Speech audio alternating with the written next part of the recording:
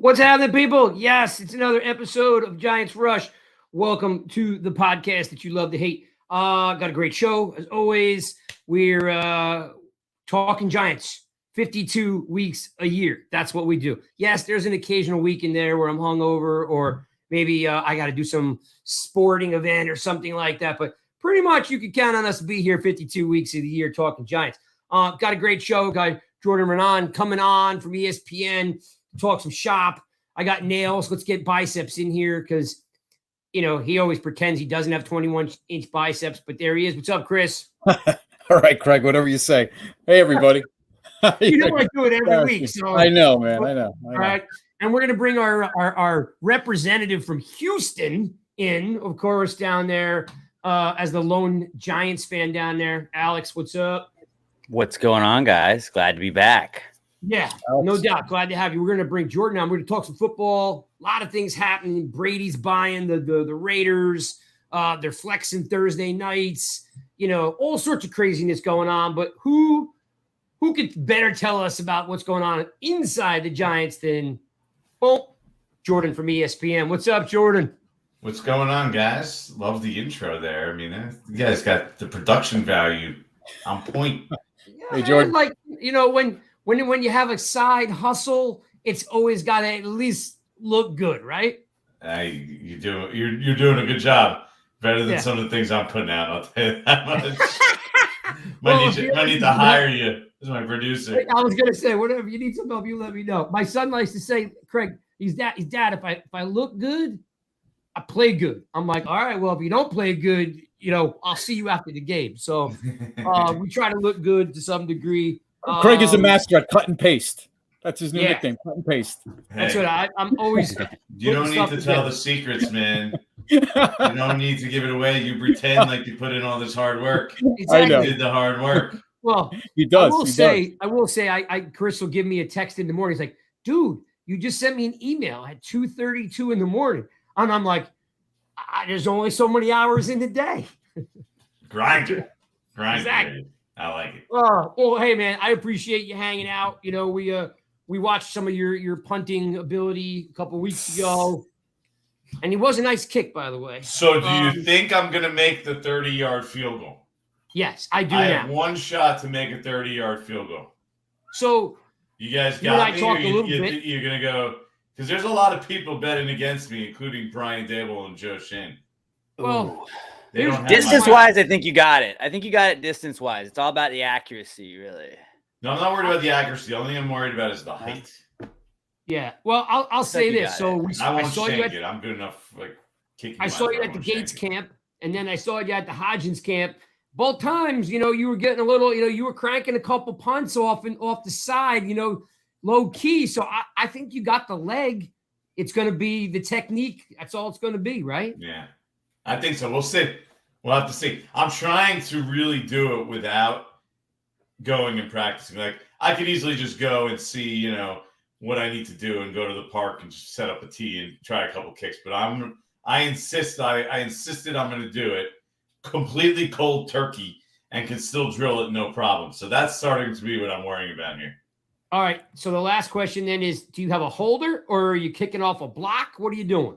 So let me tell you this. During the pandemic, I bought one of those. You know how like the real professional kickers have like that like tee that you just prop up and you kick and you put out there. Yeah, it looks like I bought one of those, and I swear this is true. Okay, I bought one of those.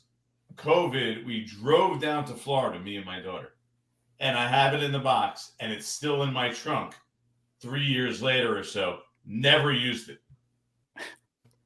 Perfect opportunity.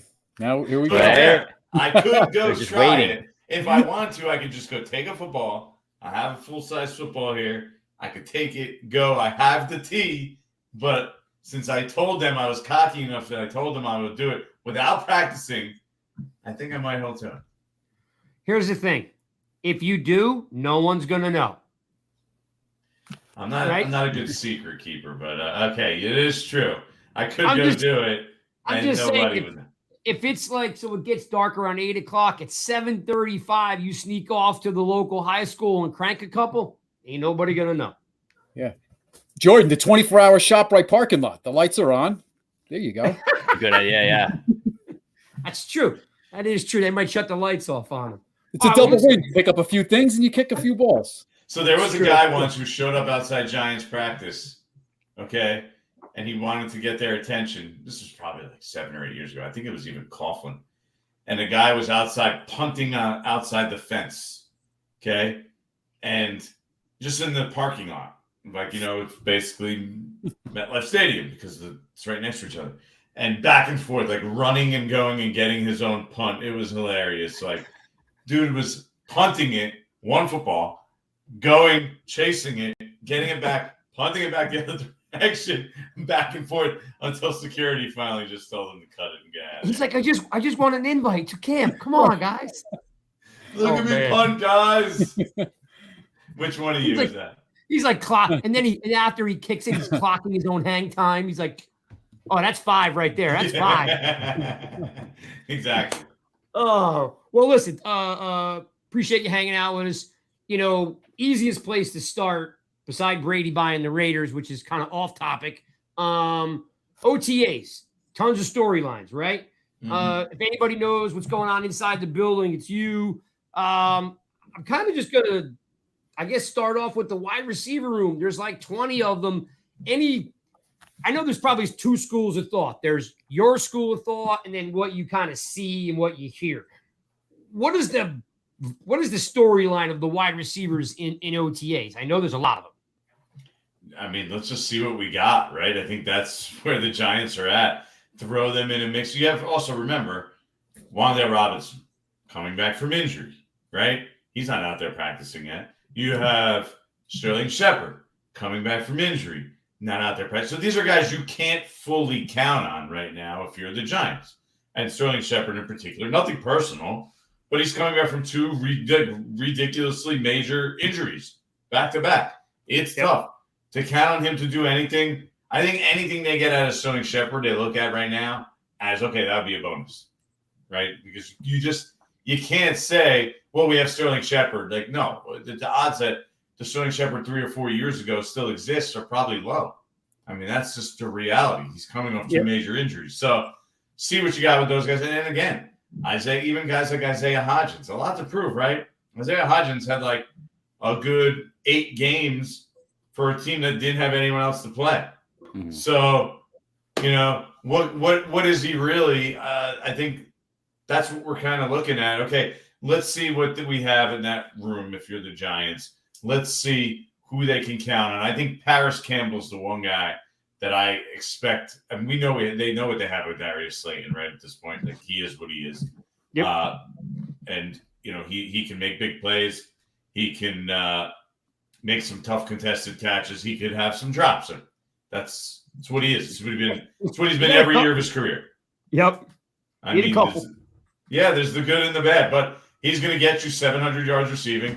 The last few years, he's led the team in receiving every year. Like that. That's so he could play. He's not a superstar, but he's a quality receiver in this league. Yeah. So he's reliable for the most part.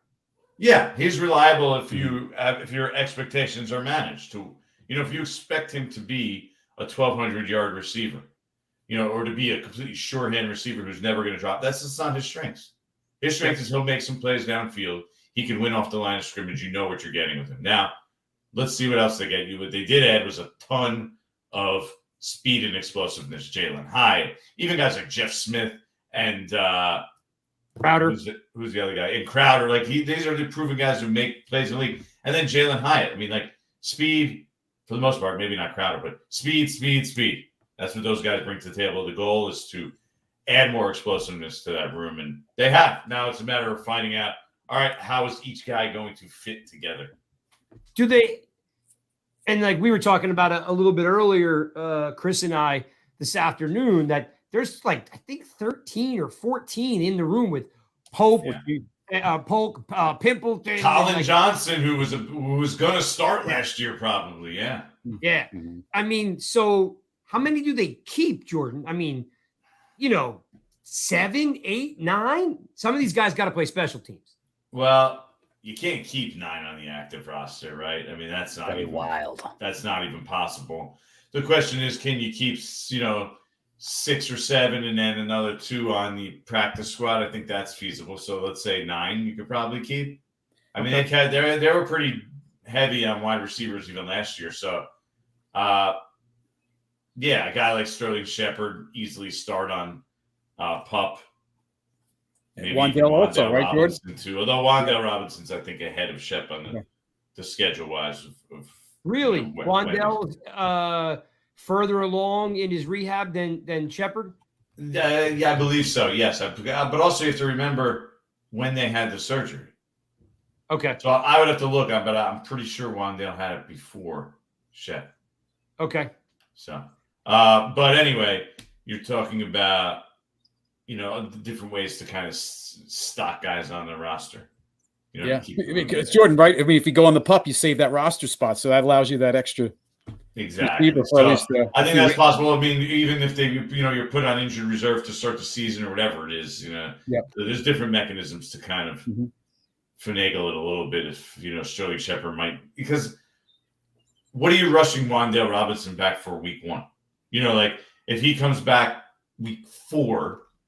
That's fine. He's going to play 13 games. Like, it's more important for them to make sure he's back to where he needs to be. In specific, him. Shep is a little different because, hey, this is kind of like your last shot to prove that you still got it in this league. If you can stay healthy. So they're going to be less protective of him. But yeah, so I think the number is probably say 7. They can keep 7. Yeah, I agree. Okay. And I think they will because they don't have that true number 1, and they know they have question marks.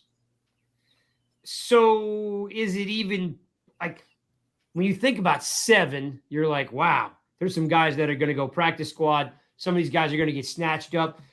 And maybe I'm putting you on the spot, which I don't mean to do, but is there a guy that you just don't see making the team that could be a surprise?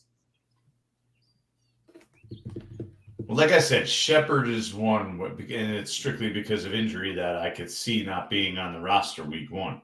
Okay. Right? At least the active roster. So, Paris Campbell, Hyatt, Slayton, Hodgins, locks. Or healthy Rondell Robinson is a lock too, right?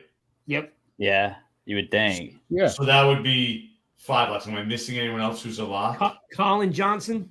I don't think he's a lock. He's not a lock. Especially coming off an injury. I think, if I can chime in, I think with the punt return duties, you look at Crowder and with Wandale or Shepard's situation. I almost think Crowder in the beginning of the season is almost a lock. Just or because is it Smith? Special teams. Yeah, I was going to say Smith could also be that option. Yeah, I just don't see them as being locks because their contracts say that they're expendable. So, there's a lot of one-year contract, right? That tells you what their plan is for those guys. Throw those guys in the mix and see what you have. So so now we have Smith, Crowder, Colin Johnson. We missing anybody else? Sills. He's Polk. not a lot. Well, Pimpleton. They're on the guys that would have to win jobs. Like they clearly have to go out there. I know who we're forgetting. We're forgetting the receiver from West Virginia. Ford Wheaton. He'll go practice squad, right? Again, has to win a job. He's a guy, actually, I would probably say wouldn't end up on the active roster. He's a guy that easily could end up on the practice squad. He didn't get drafted by 31 other teams, so easily can slide him to the practice. Not easily, but it depends how the summer goes. But I could fully foresee him being a guy, hey, he's a developmental project. He's perfect for the practice squad. Love it. All right, guys, I know, Alex, we were talking earlier about, and Chris, saw that you and I were too, so I'll let you guys jump in. We were talking about the center spot, right? And the guard spots. Like, I know you guys got questions, so, Alex, go ahead. Feel free to jump in. Like Schmitz is he the starting center day 1? Like you draft the center to be your guy in the future. You got to start him day 1, right? Or do you see a situation where maybe he doesn't start week 1? I think the likelihood is he'll start because you want to try and get him in the best position to start. So that means putting him out there in in camp and throughout the summer. So I think you'll end up starting, because also you have to remember, in my opinion, their best guard last year was Ben Bredesen. Yeah. Okay. So letting Ben Bredesen play guard now, maybe Josh Azudu beats him out. Maybe Josh Azudu and Ben Bredesen end up starting and they beat out Glowinski. That I think is fully up in the air. Like, I could see that being a scenario. The Giants, they're going to have open comp. They started guys last year that, they were unbiased. They just went out there and they let guys play and said, hey, we're going to see who wins these jobs. And I think the guard position in particular is one of them. But I think Schmitz would get the head start on that. Now, he could struggle. It could be a struggle for him. They have to remember, and we've seen this over and over again. Granted, that was the tackle position specifically, but like, rookie offensive linemen struggle in this league, guys. Yeah. They get their teeth kicked in pretty good usually. Look at Andrew Thomas. Look at Evan Neal. Josh Azudu, when he played last year, struggled. Like, it is tough to play in this league as a rookie. So it's possible he's in there and he has some rough moments. Especially in training camp. He's going to see a lot of Dexter Lawrence in training camp. That's not a great matchup when you're looking at John Michael Schmitz day one. Like, just not him in particular, just a rookie. We're pretty fortunate here. We interview a lot of players. Just for whatever reason, we hit it off with a bunch of guys. We usually interview a guy like once a month. And because I was with you at the Gates camp, we met Jack Anderson. Good dude. So, yeah, real good dude. And we had him on, I don't know, Chris, what was it, 4 weeks ago? Yeah. And he was saying that, everyone's so surprised that he could snap. He's like, for one, he's like, Kelsey doesn't even snap during the week. He's like, he's recovering from injuries. And he's like, I snapped all preseason. He's like, I snapped in the Dallas game. He's like, everyone's like, whoa, you can snap. He's like, yes, I can snap. I look at him as the likely guy who's right behind Schmitz probably to start, because like I said, I think they're better off having Bredesen as a guard, really a full-time potential starting guard. Okay, that's what I was going to ask you, if you thought Jack would get some chance to snap. Yeah, I do. I think he's probably next in line. Like right now, if I had to line up a depth chart, I think Jack Anderson would probably be number 2 at center at the moment. I love it. Yeah. So if Schmitz struggles, like, I could fully foresee a scenario where Anderson would start at center, and then Schmitz would take his time to learn, and Bredesen, if he's the best guard, would be in one of the 2 guard spots. And I think they're better off, like I said, with Bredesen at guard. Does Lemieux get cut? He's coming back, right? He'll get chances too, but again, like, I don't know how much can you count on Shane Lemieux at this point. He's just been injured several times in a row. Yeah, so he'll get an opportunity, but staying healthy is the thing with him. So until we see it, it's like can't really write him in anywhere or peg him in or put him in any spot, right? I mean, that would be foolish if you're the Giants and you're doing any planning and you're planning on Shane Lemieux and he hasn't played in like 2.5 years. Yeah. No, yeah, he has been hurt pretty much every year. What's the temperature around the building? I mean, you got a coach of the year in the building. You got new turf now. Like, I'm assuming, I don't know, like, they haven't seen the turf.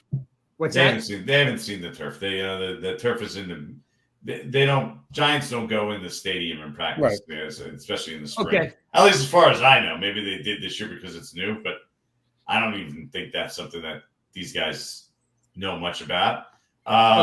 But just from talking to people around the team and around the league in general, like, they just feel the Giants are headed in the right direction. You heard Paris Campbell talk about how Dable called him before he signed and, gave him an idea of like what they're doing and what they're building. And they have the feeling of a team that is headed in the right direction. And that's Joe Shane and Brian Dable that have kind of done that here in this last year. Now it's going to be tough. I can see them being a better team and having a worse record. So this will be a real test for them. Like, you killed it in year one. You crushed all expectations, but now the bar rises.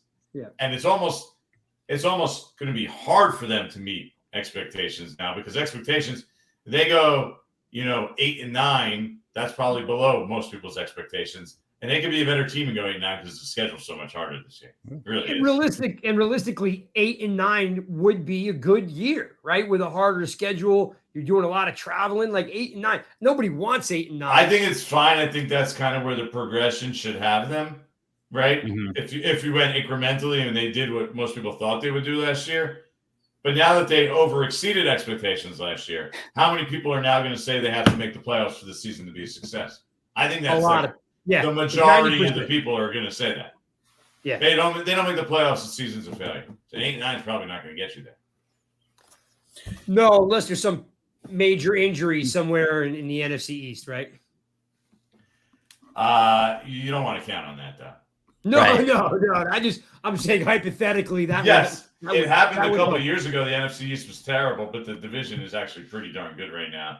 It would be tough for this division to flop with the condition that some of these rosters. I mean, I even think Washington has a really good roster, aside from the quarterback. Yeah, quarterback spot. Go ahead, Chris. Which is kind of a big thing, but yeah. Yeah, it's been their problem. So, Jordan, let me backtrack. I mean, you look at Schmitz. Obviously, he's going to go through the growing pains. He's going to probably, like you said, be penciled in as a starter. Brederson is that depth piece. He comes off the bench and he does have starts. Let me ask you: when they free up some money with this whole Barkley thing, what about a Dalton Reiser on like a 1-year deal coming in to solidify that left guard spot? I mean, Azuto's coming off an injury. McKeithen's an injury. Wyatt Davis is another player was a high-round pick back with the Ravens, really never panned out. I mean, to solidify that left side and help out Schmitz, what do you think about a guy like Dalton Reisner on a short-term deal? Not out of the realm of possibilities. I don't think it's at the top of the list. I don't think that's what they're planning on right now. If they were planning on that, I think they would have shown more interest. Like if you're talking about like adding like a 1-year veteran guy who started in the league before. So my point is, if that was the plan, and that's the route that they were going to travel, and they didn't think they had 2 quality starting guards on their roster, we would have heard about that in free agency. I didn't hear about them talking to any like starting caliber guards. And Jordan, the only reason why I say that is because it really wasn't addressed in the draft. So as you know, you get that other wave of free agents now after the draft where the market settles a bit. So that's why kind of Reiser becomes a little intriguing here, as a price standpoint. I'm not sure that they're willing that's. I think they want to see what Azutu could do at starter. Yeah. And they obviously think that Kalinsky's a starter. And Ben Bredesen showed them last year he could play. He was their best guard. I mean, go look at any you could find. So I think they think they're in better shape than we probably do on the outside, especially now that they added the center to free up themselves a little bit there. So I guess my long story short, I guess it's possible.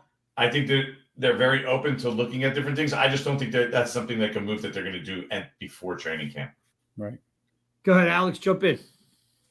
I actually just had a question for Jordan since we're talking offensive line. You had a little run-in with Eric Flowers a couple of years ago. For sure. I was just wondering. I think he apologized and everything seemed like it was okay. But who on the Giants team would you least want to push you right now? Is it Dexter Lawrence? Is it that obvious? Or like you had to go with your top 3 guys you don't want to tangle with on these Giants teams?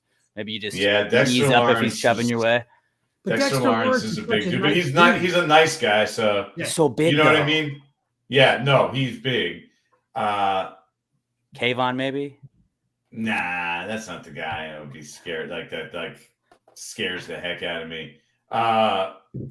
Maybe Ward. like Ward.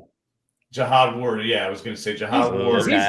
Because He's a guy that, like, he can. Jordan Ward strikes me as the guy. He's like a burger short of a Happy Meal, man. When the flip switches, I could see him just like wanting to shred me into pieces for sure. So I'm not trying to speak for you, but that dude's a little scary, Ward. There's someone else I was kind of scared of the last couple of years, but drawing a blank on it. But yeah, that would Kadarius seems like he would have been somebody you didn't want to mess with back when he was in the locker room. He seemed like he was just very. He doesn't have that like scary vibe, like where he just wants to rip your head off. He's just like joking, like, you know, He just call you clown at work. Yeah, then, huh? he doesn't Media some clowns. have that, like, I'm in a constant bad mood, feeling to him. It's a good question though, because I'm even thinking to myself, like, is there a really angry dude on that team? I don't know. Right. Let me pop up the roster real quick, and but off the top of my head, the first one that came to my head was Jihad Ward. I could see being a guy. I wouldn't want to mess with him.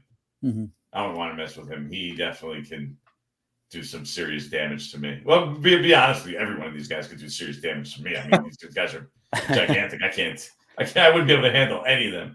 Kicker and punter. Graham Gano's a pretty big guy. Yeah, he would. Yeah, he is. Kick the crap out of me. I don't know. Jordan, you might be able to take Flott. He's only about 170 pounds. Still wouldn't want to mess with him. So I hope they fed him some steak in the offseason. He's a skinny dude. Yeah, Flott. He is a skinny dude. So, but most of these guys are guys I just wouldn't want to. You've got not Parrot's a monster and huge, but he's such a nice guy. So he doesn't give you that I want to eat you vibe, The eat you vibe. That's good. But there's nobody on here on this list that, like, Jihad Ward would be the guy.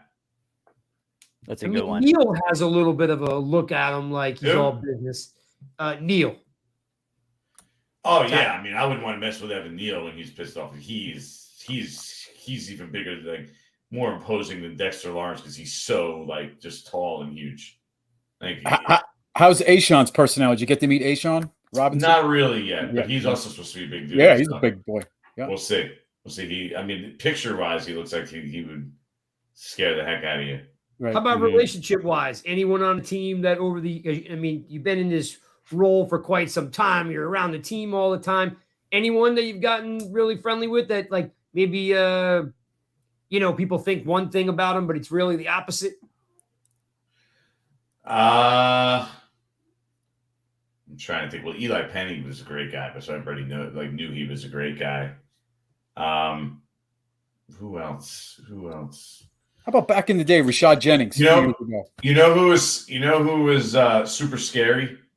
So when he returned after he went to San Francisco, and he was just, like, constantly in a bad mood at the time. And then over the years, I've got to know him. What'd you say? Jacobs? Yeah. And so he was a scary dude. And you know who? So when I covered the Eagles back in the day, you know who was one of the scariest dudes ever? Jason Peters. He was huge.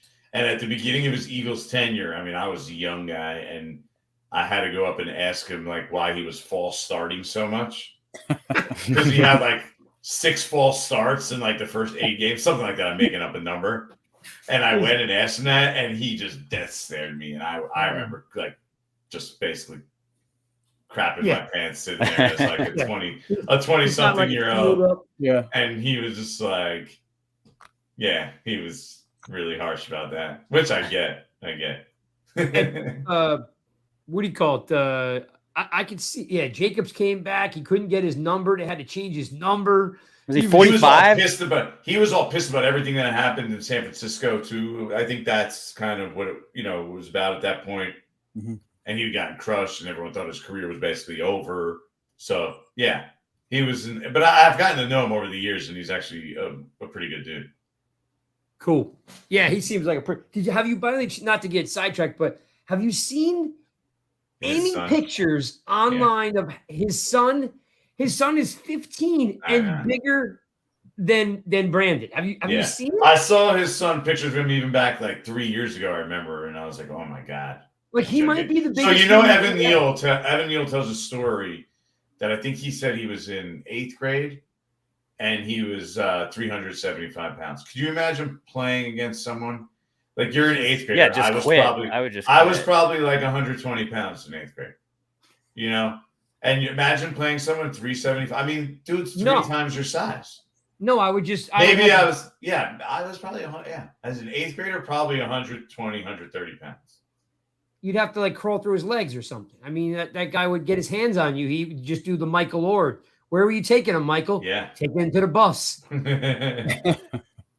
Now, granted, he said he wasn't in good shape at the time. and he's gotten, half the fat that's turned into muscle now. But like, still, I don't care. That's a big. I would want to get off that field. Well, if you get a second, just hit up, Google or Twitter or whatever, and just look at Brandon Jacobs' son. I've seen it. It's crazy. Huge. He's just tall, I don't even know big, they make human beings that big. Like literally. It'll be interesting to see what kind of career he has. It sounds like he's a real deal college recruit, at least right now. So he's doing all the visits, yeah. And Alex, it's tough to live up to your dad's potential. Right? Oh yeah, definitely. When you're the kid, because it looks like he's playing line. Is he playing line? Because he looks like he's line. I think he was an offense or defensive lineman. I forget which one. I think he was offensive. Yeah, but that's got to definitely help. Like when you're not playing the exact same position as your dad. Because if he came out as running back, just good luck trying to live up to that, buddy. Although he would be pretty sick running back, so maybe you should try and play. They don't make running backs the size of Brandon Jacobs anymore. No, they don't. No, and again, at that they'll size, tell you to play another. First of all, you should play another. It's the worst position to play. I'll segue for you guys. I mean, look, Saquon Barkley, you don't want to play running back. Mm-mm. Yeah, which we'll get to in a second. I got one more position to ask you about before we get into that saga. Is the linebacker spot? We've ignored it for 1,000 years, and finally, Chris, did we not just talk about this a couple hours ago? Yeah. On how Chanel was right there to take in the second round last year, and they bypassed him for Wandell. And listen, Wandell may turn out to be the best slot receiver we've ever had. Who knows, right? But Chanel was right there for the taking, and once again we bypassed him. So my question, Jordan, is now we've addressed it with Okereke. We already know that cat first. He can play. And it's exciting. Who's going to take the spot next to him? Is it, does McFadden step up and take it? Does Beavers win the spot? Does Davis absolutely get rid of the ton of bricks he's carrying on his back and take over the job? Like, what happens? It's interesting because they liked Jared Davis way more than we thought they did, right? I mean, dude was starting in the playoff games. I think McFadden and Beavers will get the first crack at it. If they prove that they cannot trust them, then they'll turn to Davis. But yeah, I do. I think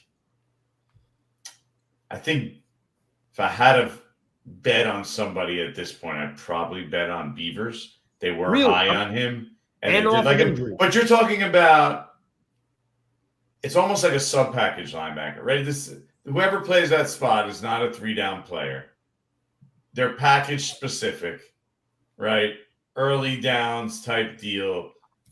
Probably play, even if you're a starter, 40-50% of the snaps. It's really almost like a 3-3-5. Yeah, maybe even 30%. I mean, everybody plays a 3-3-5 these days. If you're playing a 3-4,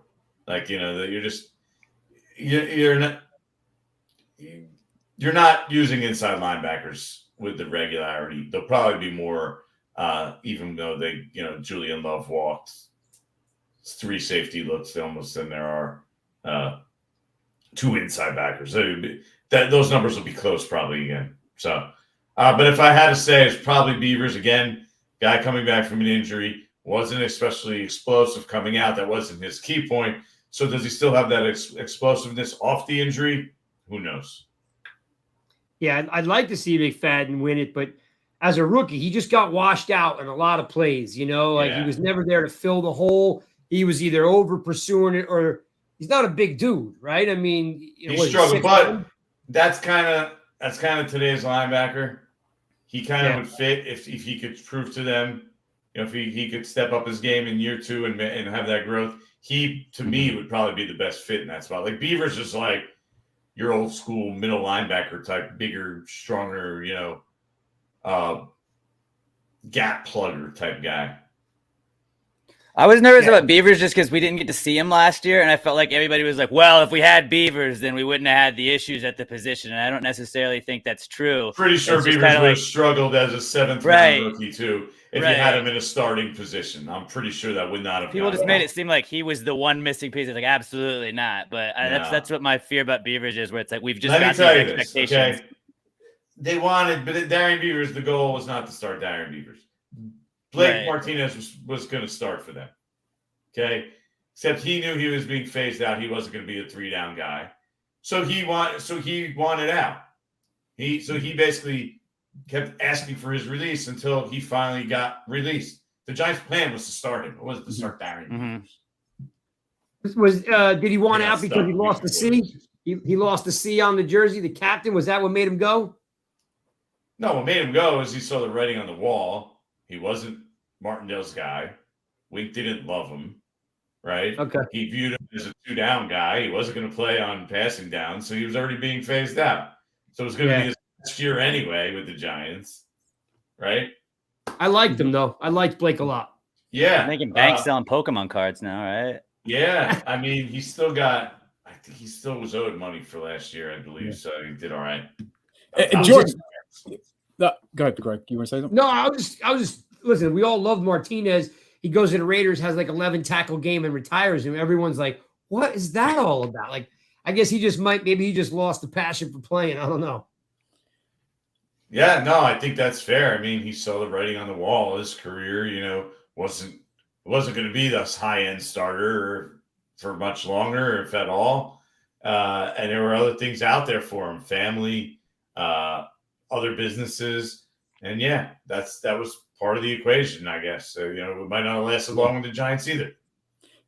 Jordan, when you dig deep and you look past the two guys up front with Dexter and Leo, DJ Davidson goes down, but now you're filling that role in there with an Ashawn Robinson, with a Nunez, with a Jordan Riley. You got to think that with that rotation and these guys being fresh, it's gonna hopefully free up these linebackers and let them play a little bit better and not get caught up in the wash as much, right? Yeah, I still don't think they're very deep there. I mean, because you look at you have Leo, you have Dex, okay.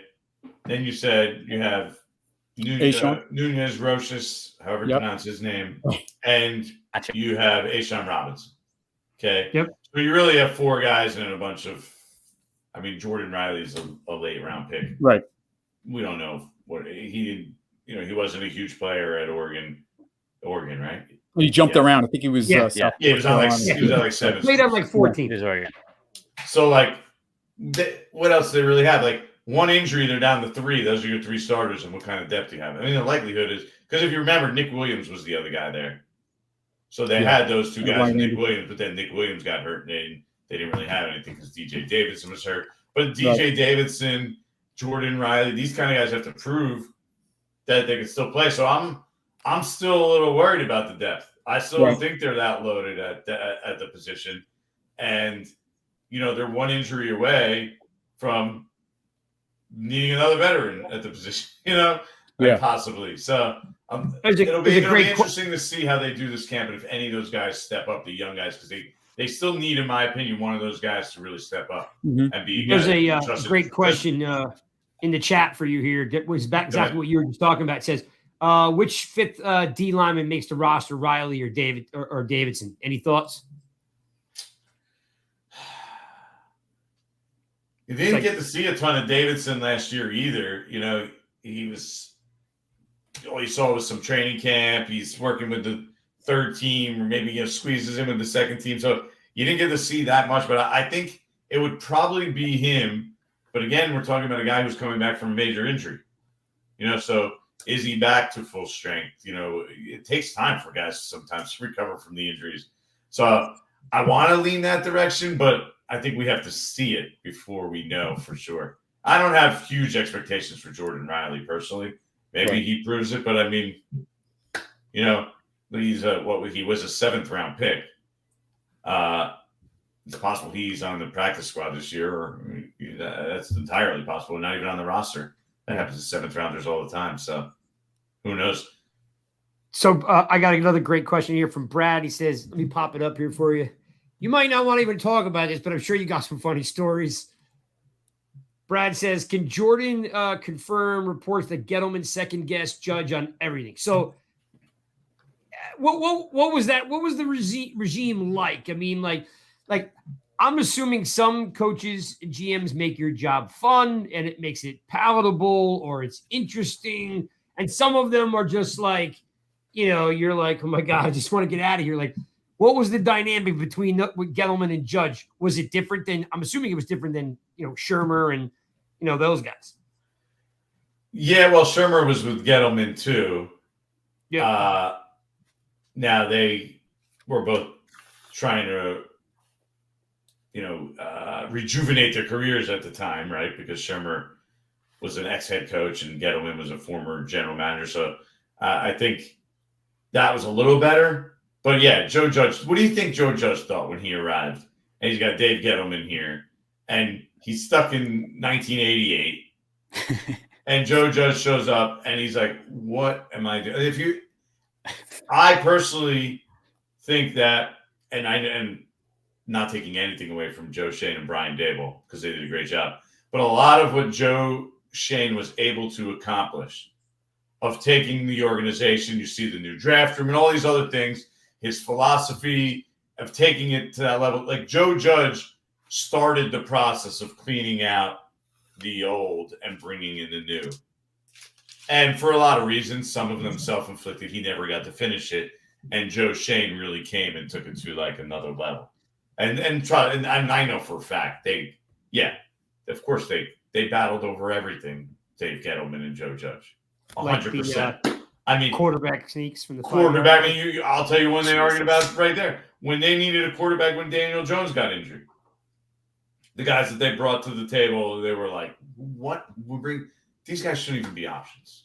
And they ended up with Jake Fromm, and you saw how that worked out. We were so excited for Jake Fromm, too, just because it was different. We were like, I don't know. We were trying.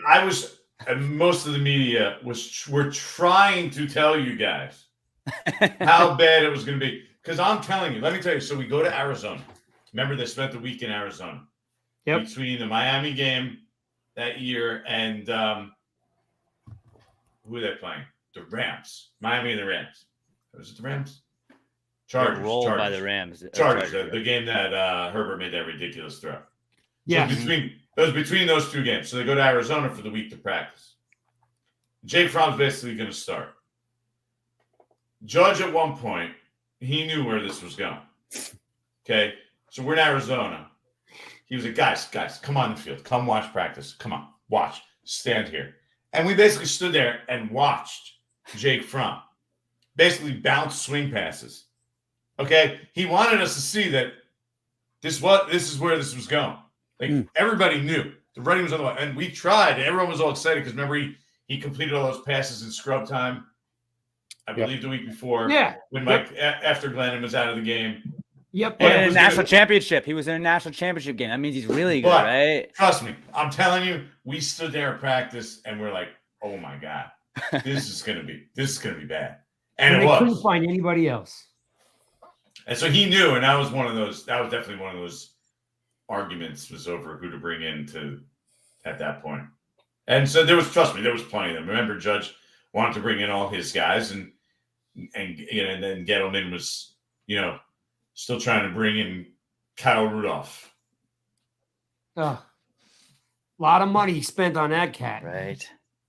I think he had like John, do you think I do this for a hobby? That's what he told me when because we were asking him about Kyle Rudolph, and he was saying how he knew that he already had an injury. So I was like, wait a minute, you're telling me you knew that his foot was broken before you signed him? And Gettleman was so mad about me asking him these questions that he said yes. I'm like, wait, you knew his foot was broken? And he's like. He said, Johnny, do you think we do this for a hobby? And like, we're like, oh, you knew his foot was broken, okay? Before you agreed to a deal, and he was like, and yeah, you think I do this for a hobby? And then like, of course, like 20 minutes after the press conference ended, PR had to, make it, scrub everything up and make it work. And they're like, Dave didn't understand your question. Of course, he didn't know that his foot was broken before they agreed to the deal. He thought you meant after they brought him in and did the x-ray. And so, we had to make a correction on that. Like, they tried. But that's the kind of stuff that was going on. And what do you think Joe Judge was sitting there thinking when those kind of things were going on? Mm-hmm. The same as we were. So yeah, he's like, what? The what idea the that hell they am I battled doing over here? everything is very, very true. Ugh. I don't know. That was a tough era, no doubt about it. But you know what? You had to go through it because during that interview process, right, Jordan, they interviewed Wink Martindale during the whole when Judge was hired. So the way the stars aligned, the way this all had to play out, it's like those 2 years of little mediocrity, little positiveness, and then went right down the tank for the Kafkas, for the Dables, for the Shanes, and the Martindales to align as one. This almost had to happen. It was, looking back, you went through it. It was tough, but for this group to assemble itself, it's probably a good thing looking back now. Chris, I always got to give Tynes credit for the Kafka, because right after they were doing the interviewing process for head coaches and GMs, and I was asked to be on a guest in on a pod, and Lawrence was on there, Tynes was on there, and Tynes goes, I don't know about you guys, but I'd find a way to get Mike Kafka in the building. And everybody was like, who's Mike Kafka? Wait, the quarterback coach? And they were killing him. And he was like, he's a Kansas City guy, right? Tynes is from Kansas City. He called that out like before he was on anybody's radar. And I was like, damn. I was like, Tynes knew that like back in January.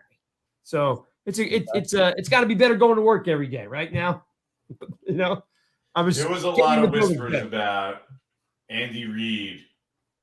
I think it was Matt Nagy at the time, of saying, hey, yeah, here's Matt Nagy, and kind of nudging him into a head coaching job around the league because he knew how good Mike Kafka was and he wanted to get him in there. And knew if he didn't, he would end up losing.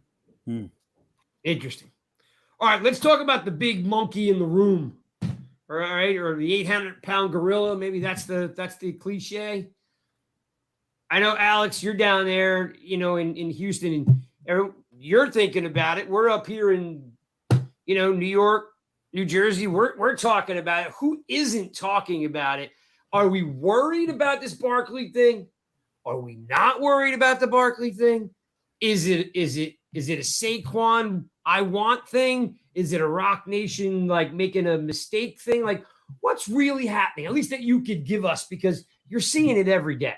Well, what are you worried about? Are you worried about him not playing? So I don't really see that being a scenario that plays out here. The Giants have every intention for them to be their running back. They would be in a big trouble if he wasn't their running back, right? If your running back room is Eric Gray, Matt Breida, and Gary Brightwell, you're all of a sudden in big trouble, right? That's not a very good overall running back room if that's your running back room. So they're fully operating under the intention he's going to play for them. So that part of it I wouldn't be worried about. The concern is, how long does it stretch on, and does it infiltrate the team, right? Because I don't care what you say. When a guy who's as respected as Saquon is in the locker room, if he's really unhappy and he wants to make himself known that he's unhappy, it could have negative effects to the team. So how important is it for the Giants to want to avoid that and have that sort of potentially derail their season, right? And make a move that, quite frankly, they would prefer for him to play on the franchise staff. If financially, long term, it makes sense for them. That's the best deal for the Giants financially. So, but I do think that there's a decent chance that the two sides do come to some agreement and find something that does work. And this way, the Giants are able to avoid, Saquon Barkley being unhappy. And, if you look back 2 years ago at the end of the Judge era, he actually was very unhappy. He was playing poorly. He didn't feel great. He was coming off that knee injury. He did not have a good year. He admittedly did not play well. And he was unhappy and moping around. And you saw kind of the effect that had on the team late in the season. They kind of threw in the towel, right? Yeah. So I think it's important. I think it's important to have a happy Saquon Barkley. And if you don't reward him for what he's done, and that's be the face of the franchise, really play that role of leader. He's been a captain since was it his rookie year? He was a captain. I think it's his. I think it's his. So you're talking about he's been a captain for 4 or 5 years. To not reward him would be a tough one for the organization. So I do think they will revisit it and try and find the ground that works for both sides. But Saquon doesn't have a lot of leverage here. Alex, what do you want to pay him, Alex? I mean, the tag is what, 10 I don't and a know, half? man. I don't like what do you bring? Like, what kind of deal do you bring him back on? Like, is it a 2-3 year deal right there? Like, what do you care? What do you care? These are all. I don't all care. These numbers are bogus. It's not my money. It's not my money. It doesn't matter. Pay All these whatever, numbers are bogus, like, though. Think about it. The only thing that matters is how much he's guaranteed, because they can make it a 17-year deal. Okay? Right. They can make it 17 years if he's guaranteed. Basically, the franchise tag for this year and next year, which is what is basically where he's gonna want. At least that's where you start. So that's $10 million this year, 120% of that. The franchise tag next year is what, another 11. So $21 million guaranteed for the next 2 years. So to make it $22 million, let's say, with potential to make more for incentives. So basically, guaranteed 11, can get it up to 13. It's only for 2 years. Everything beyond that could be, you can make it a 17-year deal. You can make it for $20 million a year because you can make all those other numbers look nice past there. Yep. The only thing that matters is those first 2 years. And that's basically, if they do a deal, that's what it's going to be. He's basically going to be guaranteed 2 years. Should he have just signed? I feel like the deal's going to get done. I feel like a deal's going to get done. It's just a matter of when, not if at this point. The Giants aren't going to go into this like expecting it to be a one and done with Saquon, right? Like I don't see that happening. Well, they know they could franchise him next year, so I guess so. Yeah, essentially too. Right now, the best deal on the table for Saquon is the 2 franchise tags. Because, Craig, ask your question. Well, ask your question. What were you going to ask? I heard you start. Ask that question. Yeah, now I forgot what I was going to say. You were going to ask, should he have signed? I believe. Yeah. I mean, like, should he have just signed the 13 and a half he had in the beginning? I mean, Chubb set the table 2 years ago. What's 13 and a half, though? What's that? What does that mean, 13 and a half? This is what I was trying to tell you before. Oh, what is that number? What is that number? What if the guarantee was still less than the 2 franchise tags? Yeah, it doesn't matter. But I thought the guarantee was 13 and a half. Was it not? No, that's not. No, okay. That was the average per year. Got it. Doesn't mean that's what the guarantee was. Right. Okay. The guarantee was, in all likelihood, less than the 2 franchise tags, which, like I said, let's say $22 million. So is it then worth his while? Yeah. He can make all this extra money. He has to stay healthy. He has to do this. He's got to hit 1,000 yards, 2,000 yards, 1,500, make the playoffs, whatever, all that other money is available there. But they're not willing to give him a guarantee over the tag. So don't sit there. We all sit there, and look, I'm guilty of it too. We sit there and we worry. Of course, he should have taken $12.5 million. In retrospect, he probably should, because that was the best deal at $13 million a year that he probably is going to get. Then that's why I said now his best deal is actually sitting on the table is the 2 franchise tags. So the deal he was offered before was probably only the guaranteed money wasn't the 2 franchise tags, but it probably likelihood as long as he played a little bit, per game roster bonuses, incentives, 30, 50 catches, Pro Bowl, whatever, would have got him to that number. But that's why we're sitting here where we are right now. Chris, ask Jordan what you and I talked about earlier about the Le'Veon Bell, about the receiver. Jordan, it's not going to get that far because Barkley, I think, has a better head on his shoulders. But it does remind me of that whole Le'Veon Bell situation where, I'm a running back, but I'm also a receiver. I don't want to get paid just as a running back. And I think, in my opinion, that's part of the issue here. Although he hasn't caught as many passes as he has as we expected last year, as he did his rookie year, is that part of it, that he looks himself as his dual threat and wants to get paid almost like a McCaffrey type of situation? I don't think so. I just think he looks at the value. Look, here's my value. Here's what I'm worth. Like you said, Chubb made $13.5 million, 13 million a year, right? Yeah. 13. Chubb. Yeah, 2 years ago, Chubb set that bar. So he's like, well, I know I'm as good, probably a better player than him. So that's what he thinks. Now, I don't think it's necessarily the receiver. He does view himself as a good receiver, but let's be honest. What is Saquon Barkley as a receiver? He didn't even have 400 yards last year. Is he a special receiver? Can you line him up out wide as a wide receiver type guy? He's athletic, but he's not a route runner like a McCaffrey. You can line him up out wide. They're on their 3rd coaching staff, 4th offensive coordinator. None of them have done it with him. They hasn't been able to be that kind of receiver. That's not what he is. Right. And he actually drops the ball a lot. If you go look at the numbers, he was up there in running back drop passes this year. The only thing I would say, he's a good receiver. Don't get me wrong. He's not Christian McCaffrey. He's not Alvin Kamara. He's not that kind of running back receiver. That's my point. Yeah. Maybe we should also route runner. Also, like he may want to ask about like he could be a quarterback. He could be looked at as a quarterback because there were a few times last year we had to have him play QB and line up under center. So maybe he's looking at himself as more of a quarterback, which is more valuable than receiver. What they're looking at is that they're saying he deserves to be paid as one of the top running backs in the league. Yep. And he's done stuff like be the face of your franchise on top of everything else, on top of the fact that he's a pretty good player. Like he's done all this. That is a big thing. The Giants they don't prop out their quarterback, and they haven't the last couple of years because they didn't know what they had, and Daniel Jones hadn't played at that level. Like the face of their franchise was Saquon Barkley. Mm-hmm. He did everything they asked.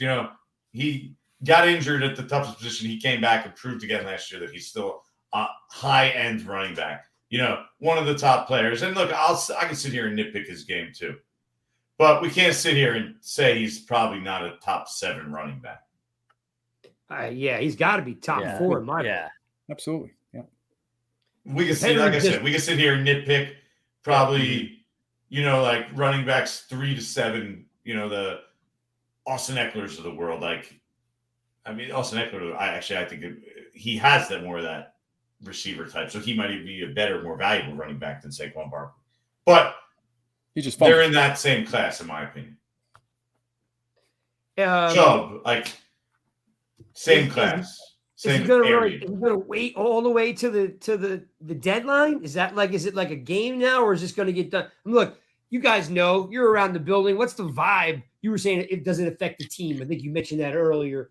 Does it make the team get pissed off because you guys keep asking those questions? Does that happen too? I think it's too early for that. We're not at that point yet. That's why let's see what happens come summer. Because first of all, the date is, I believe, July 17th. Okay, so that's before training camp. They can't come to a long-term extension after that. So that'll be before training camp. But that's when it becomes a problem. If they don't reach a long-term deal, and then Saquon Barkley is not there in the summer, right, for training camp. Yeah. Not because he won't be ready for the season. He could come back September 1st, and I wouldn't be even the least bit concerned about him playing, right? No big deal. The thing is, then it becomes a drag on the team. Then it becomes a storyline that's around the team and is not going to go away because he can't get paid until the next offseason. So at that point, it becomes a question that lingers on the team constantly, that lingers around him. He's going to get asked all the time about it. Yep. Everyone around him is going to get asked all the time. Yep. And you're leading that charge. It's a natural thing. And I know Mike Lombardi mentioned it, and people, the way he described it and the way he went about it, like that they were going to be jealous. But the natural, the human nature is if you're Saquon Barkley and they decide not to pay you, right? What is going through his head? Isn't it natural for you to say, they paid this guy, and this guy, and they didn't pay me? Isn't that the natural thing? Who's not going to say that? Hey, they didn't value all the crap that I did for them. You know? So that does become a thing that you then have to monitor for sure. And that Brian Daboll would have to be very, very much on top of. And it's not easy because how do you make him feel good? That you basically told him, we like you as a player, but you play running back, we basically get rid of you after the season. Because that's what they're telling him, right? We all agree. Yep. Mm-hmm. That's what they're telling him if they don't re-sign him. The running back market speaks for itself as well, right? You look at the running back market. I mean. They're saying, well, you're expendable after this season. Right. We'll just play you on the tag. If you get injured, see ya. You're definitely gone. Not paying you next year, right? And like I said, you're when I listen to the press conferences back, you are asking the second question out of the gate, right? Hey, Jordan, go ahead. And then boom, every day you're pounding that same question over. After a while, they probably just want it over too. Absolutely. It becomes a drag on everybody. And that goes for every sport and everything. And, that's how these things work. And look, they know that's part of the deal. These kind of situations, contract situation. I mean, Daniel Jones got questions about his future all year, right? I mean, everyone was talking about Daniel Jones's future. Should they bring him back? Should they not bring him back? And those kind of, now you could obviously play through it, and there's ways to manage it, but it's just something you have to manage if there's no deal. All right. What would you guys do? I want to hear. What's your preference? What do you guys think they should do? Go ahead, Alex. You go first. Do you think they should just string him along and make him play the Selfishly, tag out? yes. Selfishly, yes. But like, I think realistically, you gotta get like a 2-3 year deal where he gets whatever the franchise tag would have been for that. It's a little bit above that, and you can pack it with incentives. But ideally, I would like Saquon to be around another 2-3 years. I can also absolutely see them just stringing him along because it's like he has financially, had it's the best deal for them. Yeah, right. I mean, he has had the history of injuries, so it's like if that does happen, like that's unfortunate. But like, okay, third time this is happening to us. We love you. Thanks for everything, but this is a business, and we can't get caught up in like our feelings. The Giants have done that for a long time. I feel like we're like, we just really like this guy. Let's hang on to him.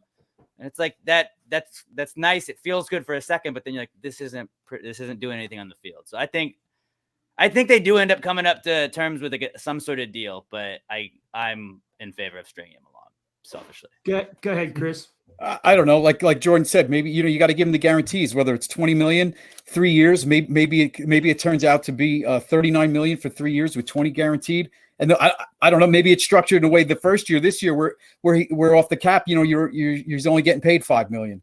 I don't know. It's got to be structured in that way where it frees up some money too this first year. But it guarantees is it $20 million. I'm different, and I'm probably wrong as I normally am. But it's like how many. And this is going to come out wrong when I say it, but how many chumps have we paid big money that have done nothing? So I'm just like this. If the tag is 10 and he wants more than the tag, I give him 11 for 3, right? You know what I mean? Or 12, right? I go up 2 million over the tag each year and add the third year on. Because overall, you said it, he's done everything you've asked him to do. How many chumps have we paid all this money and have done nothing? At least this guy is the model citizen. I can give you a list long as my arm, and I'm an old dude. I can give you a laundry list of cats that have gotten paid like big money that have done nothing. So I'm like this. All right, he wants more than the tag, and he's a running back. It's awkward. We drafted him. They made the mistake of drafting the guy number 2. So you know what? If the tag is 10, what's that? Gettleman did. Trust me. Joe Shane wouldn't have done it. Joe Judge wouldn't have done it. Brian Dable wouldn't have done it. Exactly. But we're in, right? We're already here. Mm-hmm. So I'm just like, look, if the tag is 10, I'm giving him 12. You're giving him the 2 years, but I'm giving him the third year at the 12, and I'm done with it. And it's over. The third year is going to be like at 16. Yeah, avoidable. They'll never get to it. So as long as which is why I think the middle ground is, I'll get his 2 tags basically guaranteed, some incentives so he could hit for some more money, and it'll basically be a 2-year deal. It'll say 3 or 4, but essentially whatever he signs will probably be 2 years. Like that. That's the middle ground. Otherwise, nothing else makes sense for Saquon to take.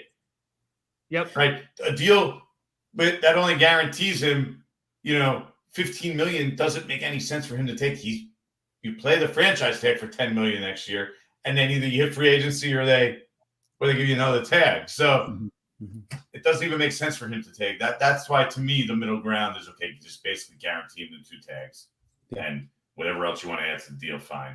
Move forward. I also think if he has a different agent, this deal might be done already too. Yeah, I agree with you. Possibly. I don't know about that. I would say that because of the Daniel Jones situation and the juggling of the two, the priority was clearly on Daniel Jones, right? So they really weren't negotiating with Saquon right before the franchise tag deadline because they're busy taking care of Daniel Jones. That was their priority. And then once that happens, he gets the tag. They don't come and say, here's your deal. No, they're busy doing other stuff. Yeah, like Dexter. Yeah. Jordan, he wasn't, their priority list was always from the start. I tweeted this from the start. It was Daniel Jones, Dexter Lawrence, Saquon Barkley. Yep. Agreed. I mean, I remember you texting. I remember you tweeting, and I don't think you got a lot of pushback on it. That seemed like the normal flow. No, yeah. I mean, I didn't say it as an opinion either. Like I was told this was essentially the priority list, you know? Yeah. Like, I got you. It was in a conversation that came up. I mean, it wasn't even like something that's supposed to be secretive. Like, you realize, like, that's kind of how this has to go here. Yeah. Go ahead, Chris. Jordan, last question for me. Giants offense has a great year. Jones does everything we're expecting him to do, passing for 4,000 yards, creativity with Kafka. Kafka's going to be the hot coordinator next year, going off of what's happened this past year. Let's say he goes. To put you on the spot, would you be looking at the next coordinator in this Dable system as a Shea Tierney, or are you looking more maybe even like a Mike Groh if you had to choose between both? Probably Shea Tierney. He's like, I don't know. He just has that feel about him, like young, smart. He's more connected to Dable, right? Because they're from Buffalo. So to me, I would lean that direction and think that would be the way that they went. And to be honest with you, out of the realm of possibilities, is not, okay, year 3, you already know what it's like to be a head coach for 2 years. Brian Dable could be the actual play caller on game day. Yeah, sure. Somebody like Shea Tierney and Mike Groh could be co-coordinators. And that basically means they put together the game plans, right? They're in charge of putting together the game plans throughout the week. And Dable's obviously involved, but then he calls the plays. I mean, because he is a great play caller. Like, you've seen guys, head coaches go between calling the plays, not calling the plays, and go back and forth. So depending on where you're at, like, once you're more comfortable and you understand everything that comes with being a head coach, it's then more possible to be a play caller too. Whereas when you first get into it, your desk is piling up with shit to do, right? It's a lot harder to then be the play caller also. But I think as you go along, it'll probably be a little bit easier for him to do it. I like it. I wouldn't rule that out. Yeah. Alex, jump in with one more because I know Jordan doesn't want to hang out with us all night long. So jump in with one quick one. Gun to your head. What's their record next season? I know you said 8-9 earlier. What do you think? How do you I think said that because I think I picked 8-9. 8-9. I think that's my record. The schedule's just so much more. It is. Think about it. You're exchanging the AFC South, which stinks, right? I mean, you're talking Tennessee, Indianapolis, Houston, and who's the fourth team? I'm missing? Jacksonville. Who when at the time they played him earlier in the year, which was good for the Giants because they hadn't gotten there. They were still like a team trying to build up in a first-year head coach. They traded that division for the AFC East, which is really a tough division this year. You have the Jets with Aaron Rodgers, the Bills on a Sunday night on the road, by the way, which, I mean, that's like, you could almost chalk that up as an L. Like, I don't think anyone's going to argue with me that that's a game you're really going to win on the road in a primetime Sunday night game. Who's the other? The Jets, the Dolphins, who are a good team, and the Patriots as the worst team in the division. They're really not that bad a team. Like, they're still like a 500 type-ish team, like an 8-9 team, 7-10 they're still coached team by Belichick. Yeah, so they're not like playing the Texans last year, right? So that plus the division's good.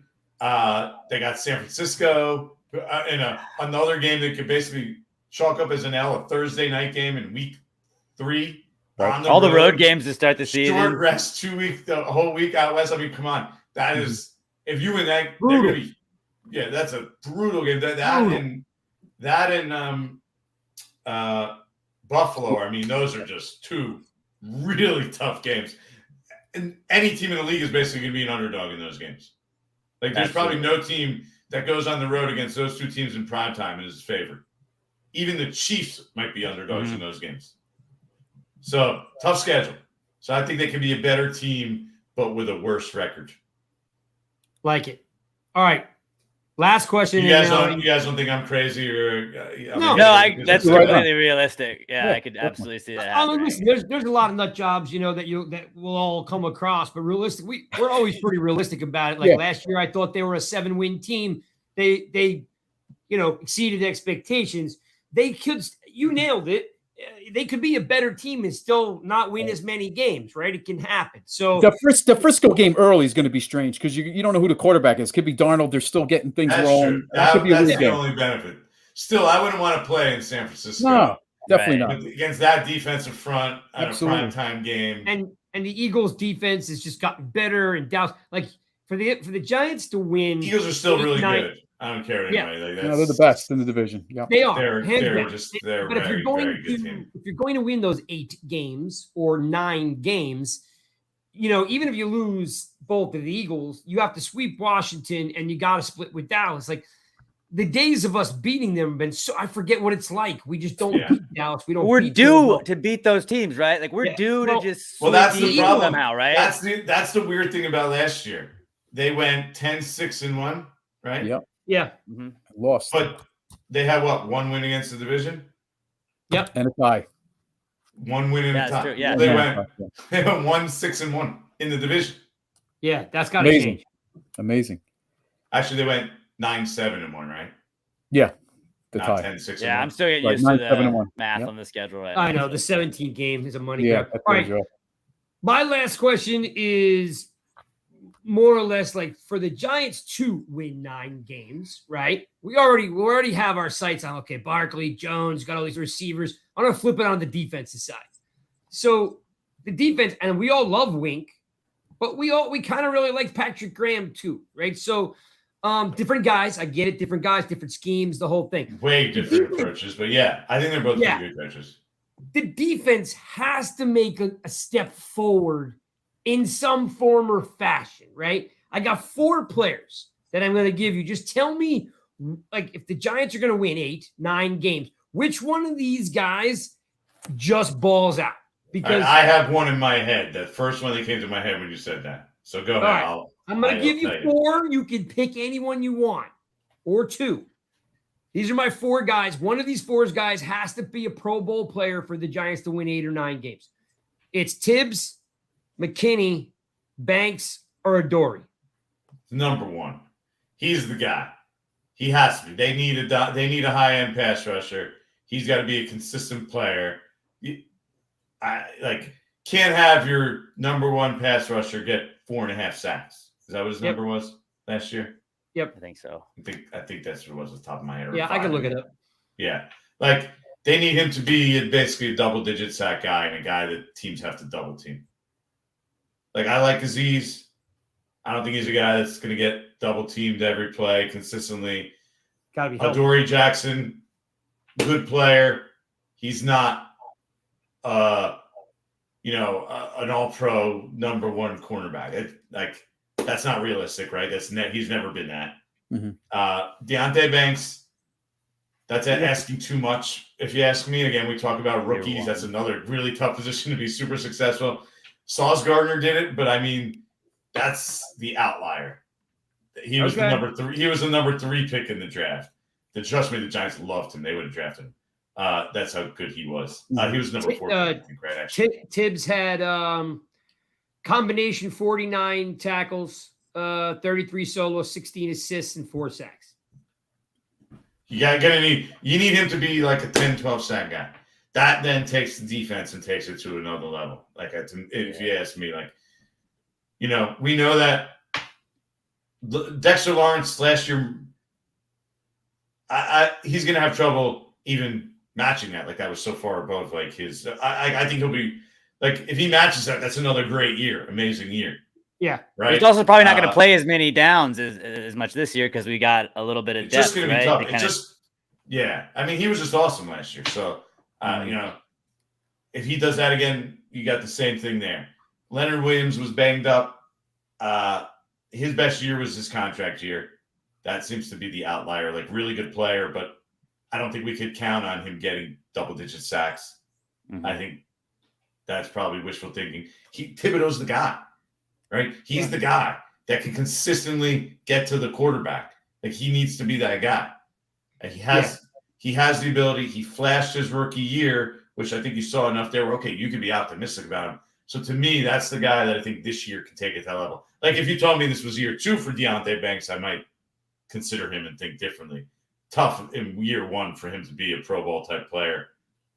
I don't know how many rookie cornerbacks make the Pro Bowl. I'm going to assume it's probably a pretty low number. Because I was listening to, they had the town hall or whatever you want to call it Wednesday night, and I couldn't get up there to go, but I did watch it back, and they all said I want to win, I want to do this. McKinney's the only one that had a personal goal of I want to make the Pro Bowl, and I'm like, look, the guy switched agents at the end of the year last year. Like, if this guy thinks he had one good year, there's no way the Giants pay him 16 to 18 million. So, like, the problem to me with him, and this isn't anything to do with that, it's the way you phrase that question. If he's a Pro Bowl safety, does it take the defense and elevate it to the level you need it to be? The same way as if your edge rusher becomes a dominant edge rusher. Yeah. You know what I mean? Like, if he's a Pro Bowl safety, I don't all of a sudden look at them as like this dominant defense or this high-end defense. It doesn't but if you got a change dominant the outlook of the defense that much. Yeah, but if you got a guy with 12, 13 sacks, you're making a difference. The guy who has 12, 13 sacks now, everybody's better. Xavier McKinney looks better. Deontay Banks looks better because you're pressuring the quarterback consistently. You're hitting the quarterback. You're putting them in long distance and downs. It just changes everything. And it's been a long time since we've actually had a pass rusher. So that's been the biggest missing thing. You know what? In general, this team and fans, it's been a problem the last couple of years. They want to make guys into great players when they're just good players because you haven't had great players here. Mm-hmm. There haven't been great players. Like, over the last 8 years, there haven't been a lot of great players. Like, Odell Beckham was a great player. Yes. When he was going. But that's it. Saquon Barkley was a great player when he first came into the league before the injuries. Like, there's just very few guys. James Bradbury was a great player for a year. Yep. But not many. But even then, like, he's not a consistent all-pro star player. Like, every team needs star players. They haven't had those. Thibodeau, you need to be one of those guys. Andrew Thomas is probably their best player right now. Yeah. And if you have Dexter Lawrence and Tibbs, at an all-pro level, your defense is humming. And a show on game day. We saw when the Giants won Super Bowls, right? Oh. You can cover up other areas on defense if your pass rush is that good. Did you care that they didn't have great linebackers when they were just hitting the quarterback every play? Yeah, Chase Blackburn was starting at middle linebacker. Yep. And Chase Blackburn was a good quality player. He wasn't an all-Pro Bowl type player, though. Yep. But when you got Tuck and Strahan, Osi Umenyiora, and even Canty and these guys in the interior, like pressure breaks pipes. That's Wink's saying. Yeah. I mean, it's true, but you can make your back end look good if you're killing the quarterback. Hey, you listen, really can. You do realize I named my website, my podcast, my platform, Giants Rush, right? I mean, it was because that's what we were built on since I was a kid, right? And then somehow Jerry Reese fell asleep at the wheel, and we've never recovered. Well, they tried. They just haven't hit. And same with the offensive line. They tried a ton. I mean, they drafted Justin Pugh. They drafted Eric Flowers. They drafted Weston Richburg. And then the next generation, Gettleman. He tried. He signed why am I drawing? Nate Solder. He signed Patrick Omame. They drafted, all these guys, Andrew Thomas. I mean, they've invested in it. They just haven't. They didn't hit on it until Andrew Thomas, by the way. But well, listen, I appreciate you gave us more time than I expected. I appreciate that. Thanks for tuning in. Where you can find it: Spotify, Stitcher, Apple Pods, Amazon Music. You guys know it's up there. Of course, on YouTube, it's on Twitter.